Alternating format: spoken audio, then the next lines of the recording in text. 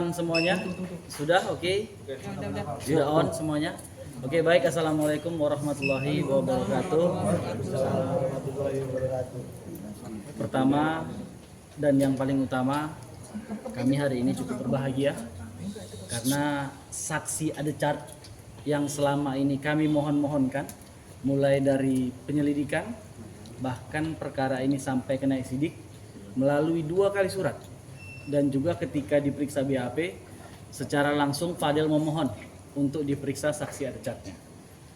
Tadi di awal sempat ada perbedaan pendapat bagaimana cara memeriksa untuk saksi yang berada di luar negeri, karena memang pemahaman penyidik bahwa pemeriksaan saksi harus dilakukan di Polres itu sendiri atau tatap muka, atau setidaknya ketika saksi itu berada di luar negeri maka penyidik yang akan berangkat. Tapi alhamdulillah tadi polisi berkoordinasi yang pada akhirnya menyepakati untuk diperiksa melalui Zoom. Tadi pada pemeriksaan hari ini dimulai sekitar pukul 3 sampai dengan pukul 8 malam, artinya sekitar 5 jam. Kondisinya harusnya hari ini yang diperiksa ada 2 orang, yaitu Ibu JF dan juga saudari E. Namun karena kondisi saudari E yang tadi memang pemeriksaan Ibu JF itu cukup lama, karena memang panjang yang dijelaskan. Poin-poin yang diterangkan itu tadi termasuk ketika pertama kali kenal dengan Loli di UK, yang kemudian sampai dengan kondisi Loli sudah putus sekolah, kemudian tinggal di rumah Ibu JF, kemudian juga kesehariannya bagaimana tadi semua diterangkan oleh Ibu JF. Nah, karena saudari E harus hari ini ada aktivitas kuliah, jadi tadi harus meninggalkan pemeriksaan dan disepakati akan dilakukan pemeriksaan ulang pada bulan ini tanggal 23. Tadi sudah disepakati dan kami juga secara resmi hari Senin akan menyampaikan permohonan. Kemudian ada sebuah fakta, tapi ini adalah bahagian dari penyelidikan dan ini kasus yang anak, yang kami cukup berbahagia mendengar informasi itu. Dan kalau selama ini rekan advokat Fahmi selalu mengatakan dia memiliki saksi fakta, kami hari ini juga telah menghadirkan saksi Adechart yang juga saksi fakta untuk membela kepentingan hukum Fadel Bajideh.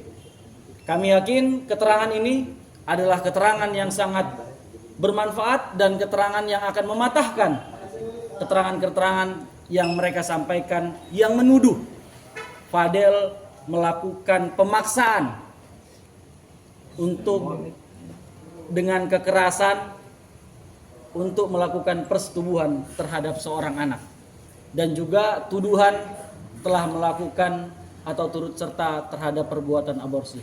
Kami pikir ini semua tidak akan bisa naik lagi. Mudah-mudahan bukan mendahului dari penyelidikan. Semoga ini doa kami bersama tim kuasa hukum ini akan segera SP3. Saya mungkin itu dulu, Pak. Baik, terima kasih Saudara Rahmat Triadi.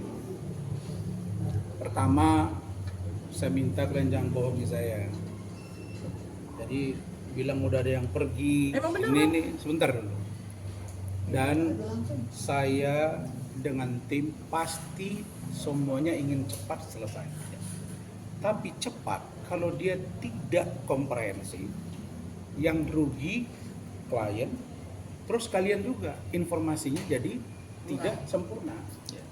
Nah, jadi saya merujuk pada keterangan Saudara Rahmat bahwa Saudara Fahmi sebagai kuasa hukum NN, saya minta saudara untuk kalau bicara jangan, saya sudah ingatkan berkali-kali, kalau bicara jangan seolah-olah Anda itu orang yang paling paham KUHP, SOP, perkap dan lain-lain. Karena sudah beberapa kali dia bicara ke media. Jadi jangan sampai kelasnya itu sebagai lawyer turun nanti jadi tukang oceh. Jangan sampai. Tukang oceh itu dalam tanda kutip dugaan kita NN. Jangan nanti kelasnya itu turun gitu. Kenapa? Karena sebelum dilakukan pemeriksaan hari ini terhadap Ibu Juliana Fernandez alias JF. Begitu juga dengan Eda Junior. Saudara Fahmi sudah mengatakan bahwa pemeriksaan harus head to head. Betul kan? Harus cap basah. Pada faktanya, ketika kita berdiskusi dengan penyidik sampai kepada pimpinan, kita buka KUHP, kita buka perkaba, peraturan kabar reskrim, dan di situ jika ada saksi dari luar negeri maka dapat dilakukan diantaranya melakukan koordinasi dengan bidang hubungan internasional. Kalau kasus itu dalam perspektif yang besar. Tapi kalau dia penanganan perkara seperti ini dan orang yang bersangkutan kooperatif memberikan keterangan demi terangnya sebuah peristiwa hukum. Halo, kenapa Glenn? Demi terangnya sebuah peristiwa hukum, maka tidak ada larangan untuk dilakukan pemeriksaan dengan sistem teknologi. Jadi kalau kita orang hukum, dulu waktu kita masih kuliah tahun 2000 ke bawah, ya Mat ya? Itu belum ada yang namanya restoratif justice. Benar itu. Sekarang ada restoratif justice. Dulu orang berpikiran narkoba mau setengah inci, setengah on dan lain sebagainya itu masuk. Sekarang ada peraturan terbaru bahwa pengguna direhabilitasi. Jadi hukum itu dia elastis sesuai dengan substansinya tanpa menghilangkan substansinya. Nah, karena itu saya tidak mau masyarakat dibingungkan. Saya menduga akibat keterangan saudara Fahmi ini menyebabkan saudari NM atau Nikita Mirzani berani mengeluarkan kata-kata menantang 5 miliar kepada siapapun yang berani mengatakan bahwa Fadel tidak akan ditahan sebelum tahun baru. Betul kan? Betul kan? Coba kalian lihat sendiri. Kalau dia ditahan berarti Fadel tersangka. Itu pun hak subjektivitas penyidik. Bisa tidak ditahan, ada pertimbangannya. Tapi untuk ditahan, tersangka dulu. Lah ini masih naik sidik dan masih saksi. Jadi saya hanya mau bilang, NM, sudahi kata-katamu itu. Dan kalau kau masih keras, ya sudah, saya terima tantanganmu 5 miliar. Kalau Fadel ditahan, saya akan datang menemuimu dan saya akan angkat topi bahwa kau hebat. Karena kalau uang, saya nggak orang kaya. Bagi saya 5 miliar itu banyak. Dan nggak perlu taruh-taruhan masalah si Fadel ini, urusan 5 miliar. Jadi Kenapa begitu? Karena saya khawatir pengacaranya ini selalu memberikan informasi yang menyenangkan hati kepada kliennya. Ini dugaan kami. Dan ini Rasman dan tim selalu membuat terobosan-terobosan. Karena hukum itu dapat elastis dengan tanpa menghilangkan substansi dari pokok masalah. Jadi saya katakan bahwa pemeriksaan terhadap satu, Ibu Juliana Fernandes dan Saudari Eda sudah dilakukan selama hampir 5 jam. Adapun pemeriksaan terhadap Saudari Eda, karena Saudari Eda akan mengikuti ujian, maka dia setengah kemudian dia keluar, akan dilanjutkan yang kata Rahmat 23 Desember 2024 dan surat kami akan masuk secara lisan sudah disetujui. Bang, terkait apa ya tadi Bang? Sebentar, poinnya itu adalah tenang kau, yang di hatimu sudah di hati saya. Yang kau pikirkan sudah saya dahulukan. Saya ini kan moto semen Padang. Saya telah berbuat sebelum kalian memikirkan. Jadi begini. Ini masalah level pengacara ini. Jadi begini. Nggak ada tandingan dari Pak. Apa yang disampaikan selama ini oleh NM dan pengacaranya, saya stressing point yang disampaikan Rahmat, bahwa keterangan dari Ibu JF berdasarkan pengakuan dari Saudari LM kepada Eda, begitu ya? Ya. Dan ada percakapannya. Maka semakin menguatkan kami untuk penyidik juga memeriksa pacar pertama LM di Indonesia sebelum sampai dia ke UK. Karena di UK ternyata bukan satu pacarnya LM, tapi ada 2. Inisial A dan 1 dengan provinsi yang ada huruf T-nya.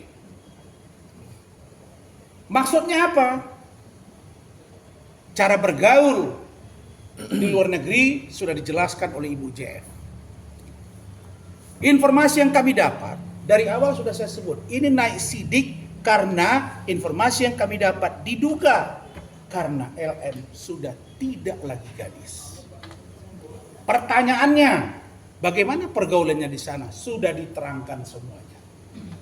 Nah, sekarang kita mulai merajut informasi ketika Loli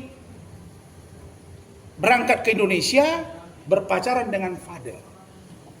Pembuktian ini Januari 2024 sampai dengan September 2024. Di awal penyidik mengatakan kita mau lihat di Maret. Saya bilang jangan. Dan saya terima kasih penyidik, Kanit PPA, Kasat dan Kapolres merespon dengan positif. Ini baru fair. Jadi